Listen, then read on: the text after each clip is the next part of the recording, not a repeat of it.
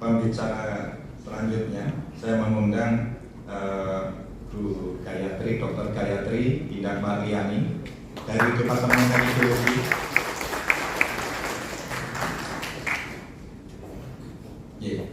Dr. Gayatri ini spesialis di geologi gempa bumi dan salah satu anggota di Pusat Gempa Nasional Pusgen.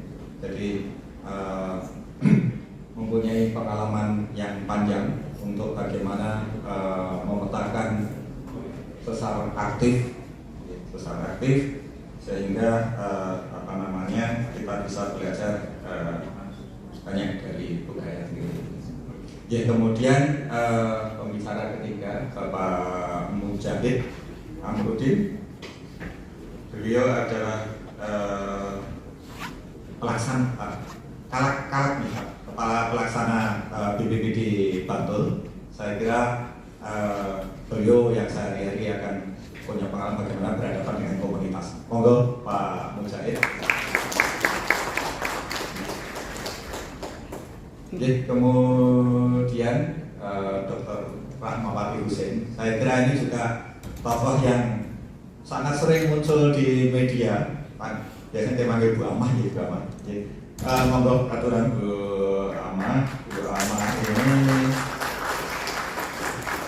salah satu alumni juga, anggota KKM juga yang sudah malang melintang di dunia kebencanaan. Di IAPI juga aktif, di BPBD, BNPB juga sangat aktif sekali.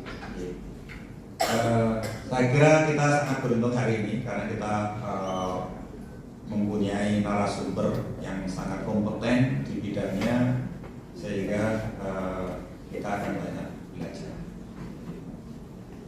Untuk urutan nanti saya mohon pertama dari Bu Gayatri, kemudian Bu Rita, Pak Mujahid, dan terakhir tapi tidak kalah pentingnya adalah Bu Amah. Untuk itu mohon slide untuk tayangan Bu Gayatri, apakah sudah bisa ditayangkan, Mas? Monggo Bu Gayatri untuk stage sambil menunggu. Monggo mau di sini.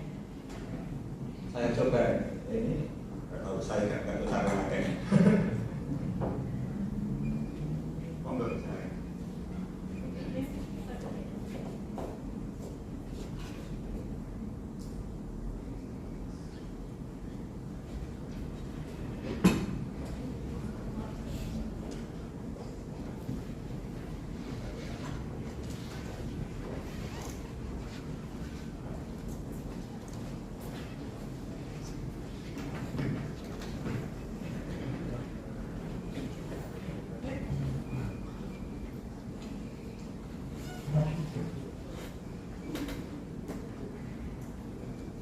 Mohon dikembalikan ke slide 1, Ibu.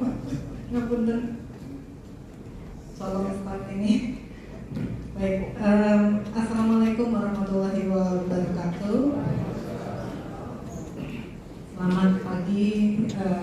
Saya izin menyapa Bapak Wakil Rektor bidang kemahasiswaan dan pengabdian kepada masyarakat Bapak Ari Sucipto, Bapak Sekjen PP Agama beserta jajaran, Pak Nezar Patria, Bapak Ibu narasumber yang luar biasa hari ini, Ibu Prof. Rita, Pak Mujahid dari PPD Bantul, Ibu Rahma, izin mendahului Ibu untuk memberikan sedikit pengantar, dan juga para peserta dari alumni dari masyarakat umum di wilayah Yogyakarta dan dimanapun, karena saya juga melihat ada yang menyimak via Zoom. Izin menyapa. Hari ini saya diberi tugas, jadi kemarin itu saya juga kaget kok dipasangkan dengan seminar luar biasa begini. Izin untuk memberikan sedikit pengantar. Jadi tugas saya untuk memberikan pelajaran geologi 101 ya, terkait media trust. Jadi mohon izin nanti semoga tidak terlalu teknis. Baik. Jadi hari ini kita akan belajar terkait dengan sebenarnya aktivitas itu apa. Untuk biasanya saya memulai presentasi itu sebenarnya bagaimana sih kita di dalam upaya mitigasi itu apa yang bisa kita lakukan, preventif, bisa meminimalisir kerugian akibat bencana. Tapi yang paling utama itu adalah kita kenal dulu ancamannya apa. Jadi geologi selalu di depan karena biasanya kita butuh tahu dulu kalau mau ketemu musuhnya harus kenal dulu ya dengan musuhnya. Jadi geologi perannya ada di situ. Kemudian nanti di bagian hilir ada misalnya sudah diketahui ancamannya apa, dampaknya seperti apa, kemudian development plan, relokasi jika diperlukan dan memungkinkan, kemudian ada assessment infrastruktur dan seterusnya itu bisa dilanjutkan. Nah, karena hari ini kita sebenarnya refleksi terhadap gempa 2006 yang lalu. Mungkin kalau saya sendiri personal tadi Bapak Ibu bercerita sebelumnya terkait dengan pengalaman pribadi terkait gempa 2006, saya juga punya nih pengalaman pribadi. Jadi waktu itu saya masih dosen baru masuk direkrut oleh Pak Bagio, Profesor Bagio yang hari ini sudah hadir.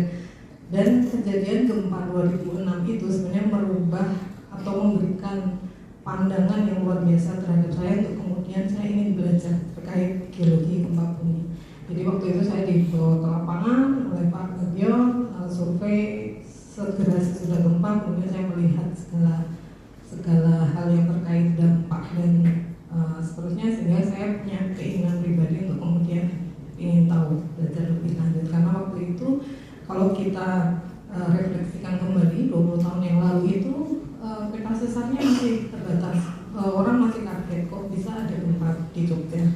Kemudian kesiapsiagaan masih minim, monitoring juga terbatas waktu itu, kemudian sistem komunikasi juga terbatas. Nah, 20 tahun kemudian kita melihat saat ini itu data jauh lebih detail, peta lebih lengkap. Dengan adanya gempa itu juga sebenarnya membuka peluang untuk kemudian sistem monitoring juga jauh meningkat. Kemudian awareness dari masyarakat juga meningkat, teknologi digital juga berkembang. Tapi kemudian muncul sesudah 20 tahun kemudian kita punya tantangan baru yang muncul. Jadi udah mulai lupa nih 20 tahun ternyata kalau diingat, kalau saya ngajar di anak baru angkatan 2025 itu, mereka datang ke Jogja, saya tanya, kalian ingat nggak 20 tahun yang lalu itu, atau kalian punya informasi nggak 20 tahun yang lalu itu di sini itu pernah ada gempa? Ternyata karena mereka lahir sesudah 2006, rata-rata umur 19 tahun, 18 tahun, tidak ada yang kolektif memori itu tidak terpatri dalam ingatan mereka nggak tahu, sehingga itu baru satu generasi 20 tahun kemudian udah lupa. Jadi itu cukup tantangan yang cukup saya pikir cukup penting ya.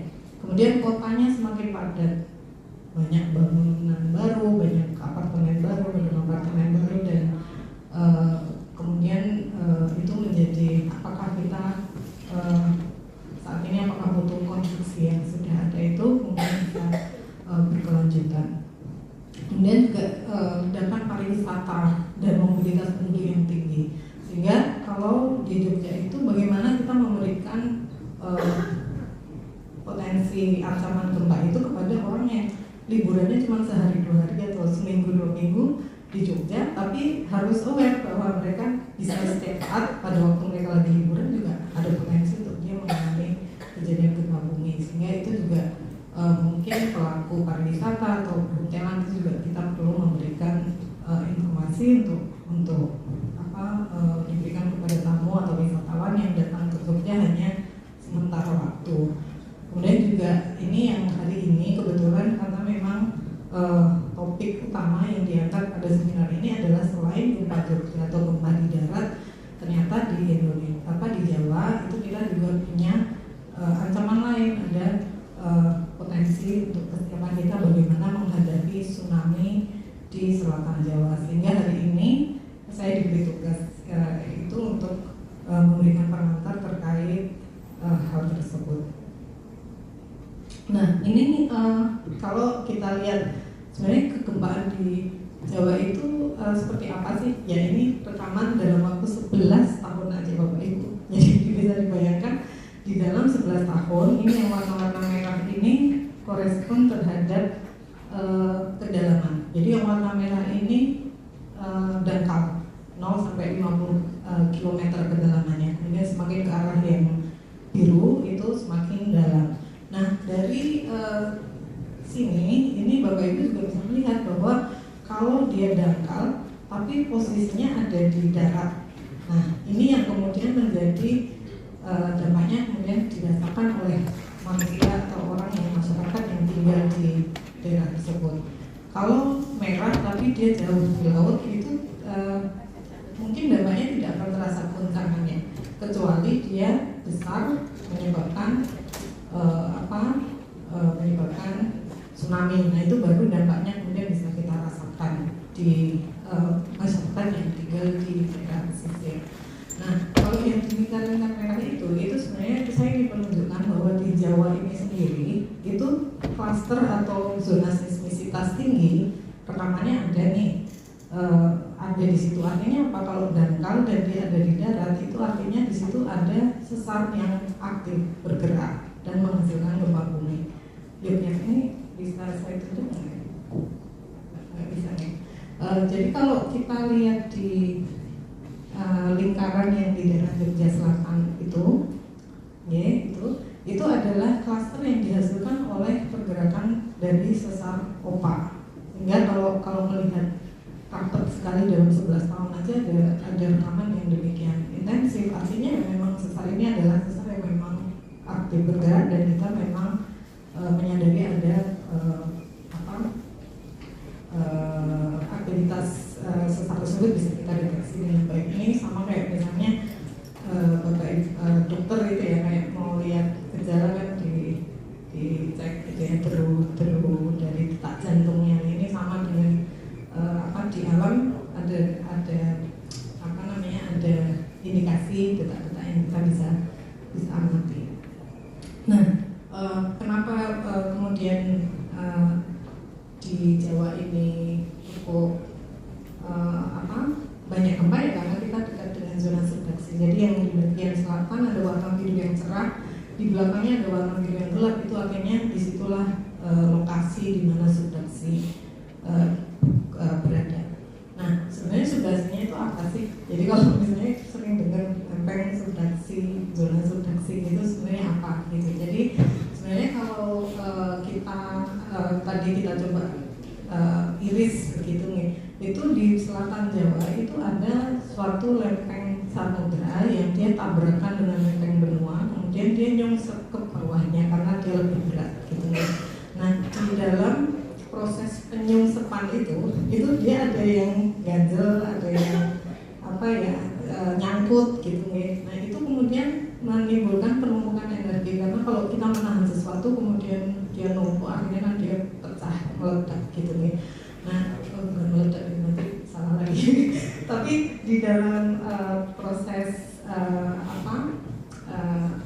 ini yang kita sebut sebagai zona subduksi. Nah kemudian daerah-daerah di mana gempa mungkin terjadi itu ada beberapa area. Jadi yang yang gambarnya kayak rambutan di bawah itu yang agak di dalam itu namanya intraplate, gempa intraplate. Kemudian yang di bagian atas itu ada yang biasanya tonjolannya itu paling banyak dan paling belum smooth gitu ya. Itu di bagian atas di bawahnya prisma akresi namanya, itu ada zona yang kemudian kita sebut sebagai zona megatrust. Jadi disitulah posisi si megatrust itu berada. Nah kemudian di daerah daratnya itu juga ada sesar-sesar yang aktif ya, karena dia ada dorongan yang kuat, dia juga bisa kemudian bergerak. Nah itu menimbulkan gempa-gempa dangkal yang ada tanda-tanda bintang di darat itu. Sehingga kalau terjadinya gempa di megatrust itu dipengaruhi oleh apa sebenarnya? Jadi yang pertama karena dorongan terus-menerus dari pergerakan lempeng, kemudian kuat atau lemahnya bidang pertemuan itu, dan kondisi tekanan lokalnya seperti apa. Nah ini mungkin sedikit gambaran terkait sebenarnya lempeng-lempeng samudra itu apa yang mereka lakukan gitu ya. Nah sebenarnya kalau gempa megatrust terjadi juga sewaktu-waktu banyak, hampir setiap minggu, setiap bulan itu juga ada sebenarnya, tapi tidak semuanya kemudian menyebabkan tsunami. Nah yang menyebabkan tsunami itu yang seperti butuh magnitudo yang cukup besar, lebih besar dari 7,9 itu biasanya yang sudah luas dampaknya. Kalau masih 6,5 atau kurang itu biasanya tidak menyebabkan tsunami biasanya. Kemudian kalau 7,6 sampai 7,8 itu biasanya sudah mulai merusak di sekitar epicenter, dampak minor pada area yang luas. Nah, kecuali misalnya pada kasus-kasus di gempa yang contohnya di Palu gitu ya, itu ada gempa dangkal yang juga menyebabkan pergeseran di laut, longsoran, itu juga bisa menyebabkan tsunami. Kemudian kalau di zona subduksi itu sebenarnya kalau kita lihat secara khusus di bagian yang nyangkut itu tadi ya, itu biasanya yang bagian atasnya itu kemudian gempanya kecil-kecil karena masih cukup smooth apa namanya, untuk dia menghaluskan itu dia relatif lebih mudah. Nah begitu di bawahnya yang di bagian tengah itu di situ dia yang nyangkut itu yang kecil-kecilnya udah hilang, tapi yang sangkutannya, yang ganjilannya yang gede itu masih ada, sehingga biasanya di situ kemudian dia butuh energi yang jauh lebih luas untuk kemudian dia menggerakkan. Nah analoginya ya kayak tadi apa itu ya, pakai ganjelan mobil itu ya, kalau ada turunan terus ada ganjelnya gitu. Nah itu kalau butuh untuk sampai dia melompati ganjelannya itu ya dia butuh energi yang lebih besar. Nah itu biasanya di bagian tengah itu yang kemudian kita menyebabkan megatrust event yang dia bisa menyebabkan tsunami. Nah pengaruhnya kenapa berbeda-beda gitu ya, itu biasanya terkait dengan umur. Jadi kalau lepengnya yang nyungsep tadi itu lebih tua, itu biasanya dia lebih berat, kemudian dia menjadi penenggelamannya lebih landai, lebih curam. Nah ini analoginya bisa dilihat pada zona subduksi di Sumatera dan Jawa, itu sudutnya berbeda karena umur lepeng yang menunjang berbeda. Sehingga kaitannya dengan gempa bumi apa? Kalau gempa bumi kalau dia sudutnya landai, nyangkutnya lebih heboh gitu ya. Jadi dia butuh akhirnya ganjilannya lebih banyak. Nah itu kemudian kaitannya dengan ganjilan bumi lebih banyak. Sehingga kalau kita secara sekilas membandingkan antara zona subduksi Sumatera dan Jawa, itu Jawa ini menjadi sedikit lebih kalem dibandingkan tetangganya, gitu nggak? Ini untuk sekilas maklum. Nah, kemudian kalau pengaruhnya apa? Yang mempengaruhi ada yang cepat, ada yang lambat, ada yang terpisah. Kenapa nggak semuanya aja bareng gitu ya? Nah itu biasanya ada istilah yang kemudian kita sebut sebagai segmen. Nah si segmen inilah yang kemudian memberikan besaran gempa yang mungkin terjadi itu berapa. Kalau segmennya besar, luasan area yang bergerak besar, gempanya juga menjadi lebih besar. Jadi kalau hitung-hitungan ini mungkin Bapak Ibu yang di sini mungkin harapannya ada yang dari geofisika gitu ya. Dulu diajari cara menghitung momen magnitudo. Salah satu komponen perhitungan momen magnitudo itu adalah luas area yang bergeraknya berapa. Kalau semakin luas area yang bergerak, magnitudenya semakin besar. Nah kalau di zona megatrust yang menentukan luasan area itu apa? Biasanya ganjelan itu tadi. Kalau ada ganjelan dia biasanya memberikan batas segmen. Hanya di sepanjang zona itu dia distribusi ganjelannya seperti apa? Ada yang nyangkutnya seberapa besar? Sehingga kalau semakin besar yang nyangkut ya kemudian stres yang berkumpul juga semakin besar. Luas area semakin besar, potensi gempanya juga semakin besar. Nah, kemudian yang jadi pertanyaan kami para peneliti kemudian apa sih sebenarnya yang mengontrol fragmentasi ini? Kemudian apakah batas segmennya selalu sama atau dia berkembang seiring pergerakan si lepeng itu sendiri? Kemudian bisakah kita mengidentifikasi segmen sebelum gempa terjadi? Nah ini sebenarnya tugas dari kami kemudian untuk memberikan yang kita sebut sebagai potensi. Jadi identifikasi itu bisa dilakukan dengan penelitian yang komprehensif. Jadi ini yang gambar di atas itu Bapak Ibu itu menunjukkan zona subduksi di Costa Rica. Jadi di depannya itu dulunya ada yang kita sebut sebagai gunung api bawah laut, masuk ke zona subduksi dia menyebabkan di depan zona subduksinya karena ganjalannya itu tadi. Jadi imprint-nya itu masih kita bisa lihat di saat ini pun kita bisa lihat sama dengan apa yang kita amati di Jawa. Sehingga kalau tujuannya di geologi ya kita biasanya harus bisa memetakan mana batas-batas atau geometri itu kemudian bisa kita gunakan untuk memperkirakan mana batas segmennya, mana berapa luasan besar yang berpotensi, kemudian bagaimana sepanjang sejarah waktu perkembangannya seperti apa, dan lokasi di mana ada pengumpulan energi ini bisa kita pelajari. Bisa melalui macam-macam, nanti ada pemetaan batimetri, analisa sebaran seismisitas, analisis profil seismik, analisis geodesi, beberapa anomali, dan seterusnya.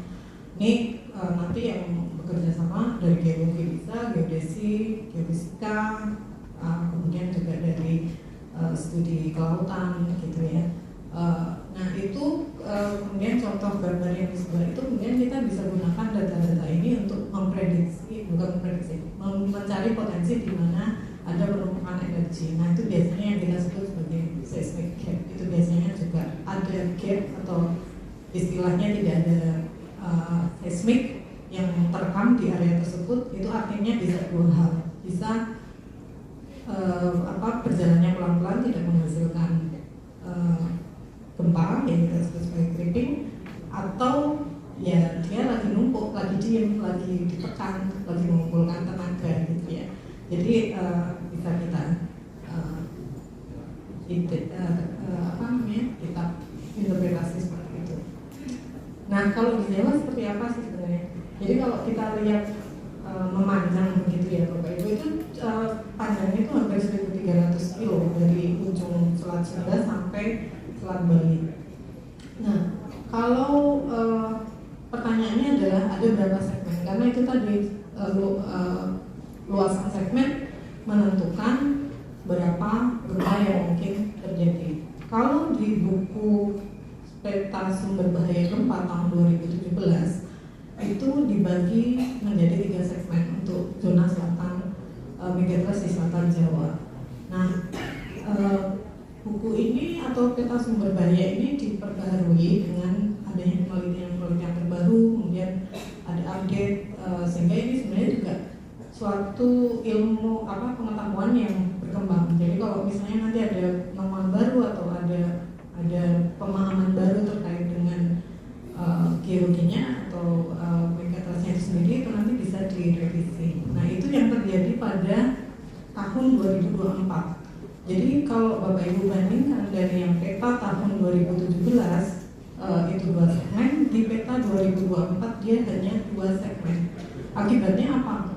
Yang estimasi luasan tadi menjadi jauh lebih besar, sehingga estimasi potensi gempa yang terjadi juga menjadi jauh lebih besar. Jadi diestimasi dia sampai magnitudo 8,9 untuk masing-masing segmen. Jika dua-duanya bergerak bersama-sama itu sampai 9,1, tapi ini unlikely. Nah, data yang dipakai, dasar perubahan yang dipakai untuk revisi ini itu ada beberapa yang saya tampilkan di sana, tapi tentu saja di dalam tim sendiri juga dia punya banyak hasil-hasil riset.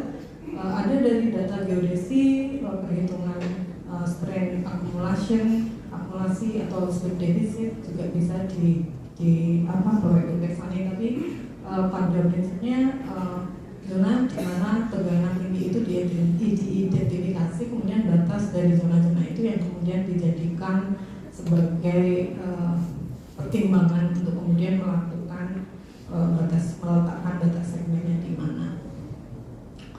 Nah, sebenarnya kalau kita lihat geometri sebenarnya nih, kalau tadi kan udah interpretasi ya. Kalau dilihat dari data sebenarnya seperti apa sih di Jawa gitu ya. Ini yang saya coba bagi ke bagian barat dan timur ya. Ini di daerah Jawa bagian barat dulu. Ini juga ternyata kalau kita lihat banyak ganjalan atau bisul-bisul tadi, tonjolan-tonjolan itu di selatan Jawa banyak. Kemudian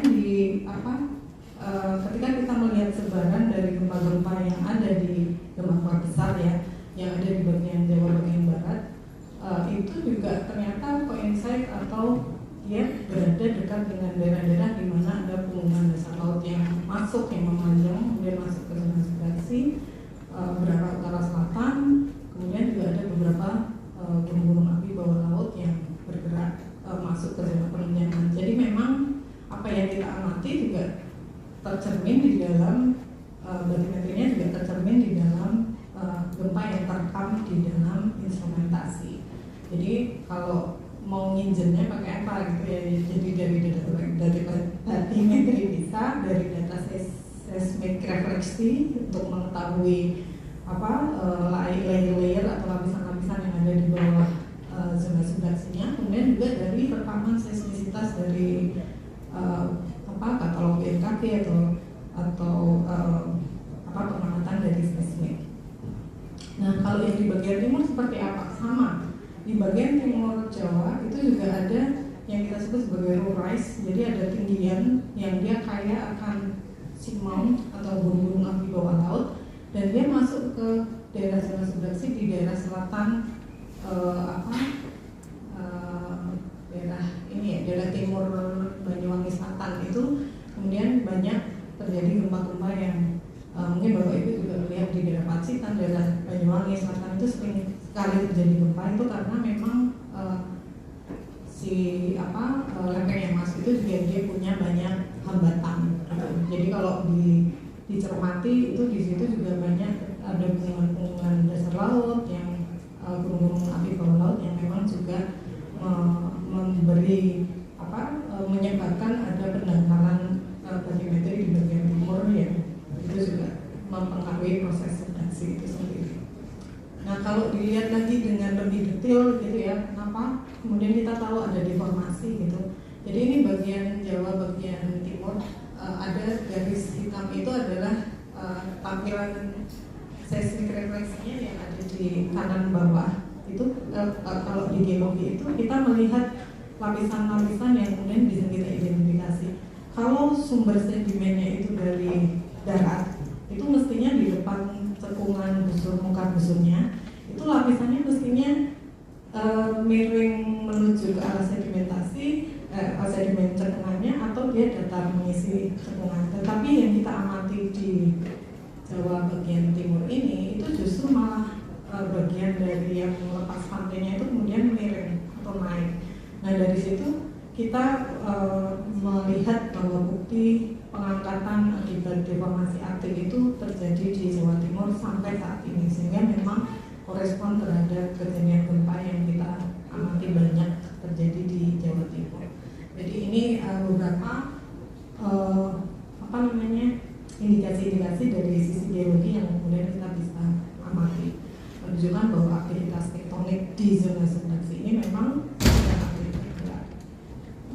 Nah, kalau kita melihat sebenarnya megatrust ini dari dulu juga udah ada gitu ya. Jadi bukan istilah yang baru, bukan tiba-tiba kok dihembuskan saat ini gitu ya. Dan sebenarnya kalau kita melihat 32 tahun terakhir aja itu udah ada 2 kejadian gempa megatrust yang kita amati di Jawa. Jadi kalau Bapak Ibu mungkin ingat di tahun 94 itu di daerah Banyuwangi Selatan, Malang Selatan itu ada gempa dan tsunami waktu itu. Dan tsunami itu besar, cukup destruktif. 2006 sesudah gempa Jogja terjadi itu di daerah Pangandaran juga ada gempa dan tsunami. Itu juga sebenarnya kejadian megatrust. Gitu. Jadi sebenarnya kalau kita mau berkaca pada kejadian gempa dan tsunami di zona megatrust Jawa, dalam 32 tahun terakhir aja ada 2 kejadian nih. Jadi ya bukan sesuatu yang nakut-nakuti banget, tapi memang kenyataannya demikian gitu. Jadi bukan sesuatu yang tiba-tiba muncul gitu ya. Tapi ya sebenarnya di dalam sejarah geologi juga kita melihat, bahkan dalam sejarah historis.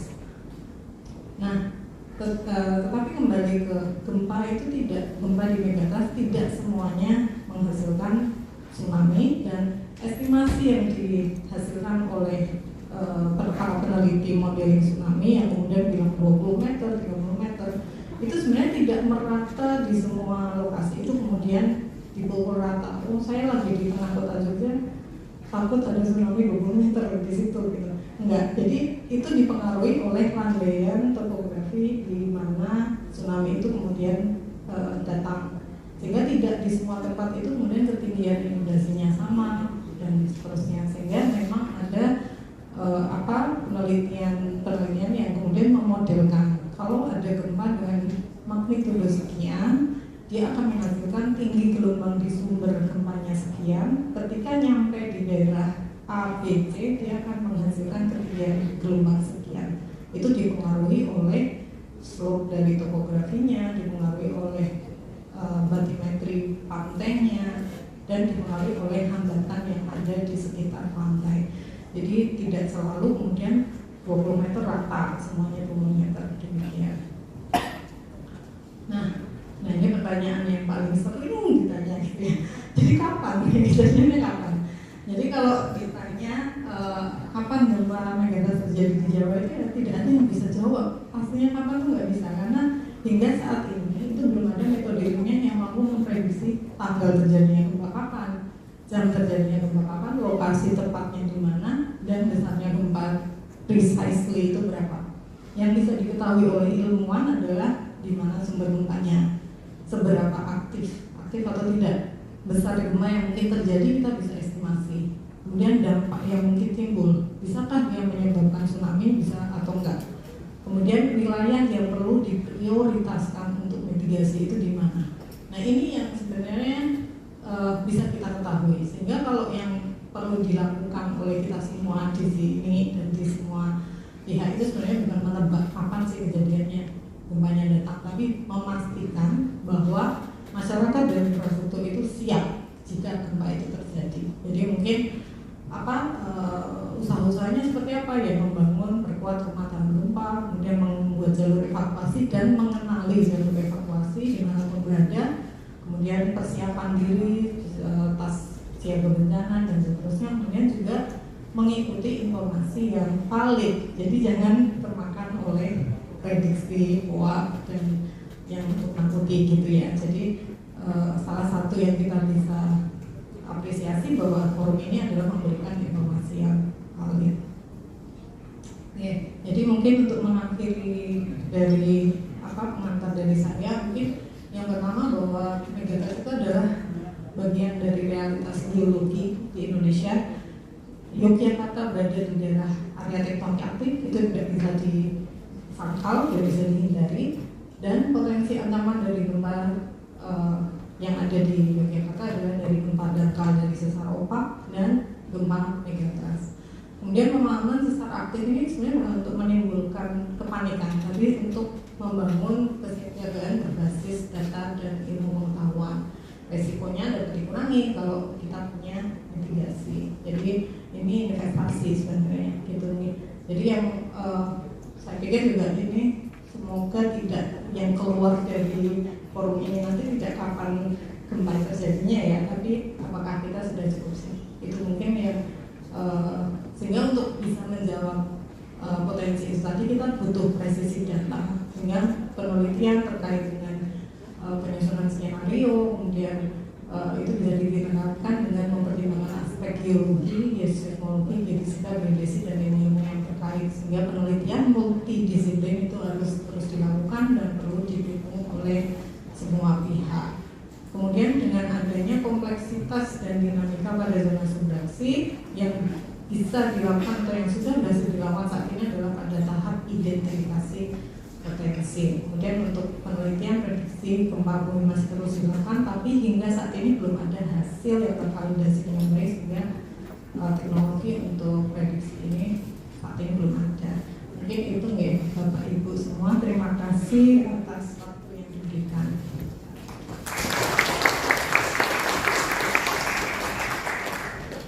Terima kasih Bu Gayatri.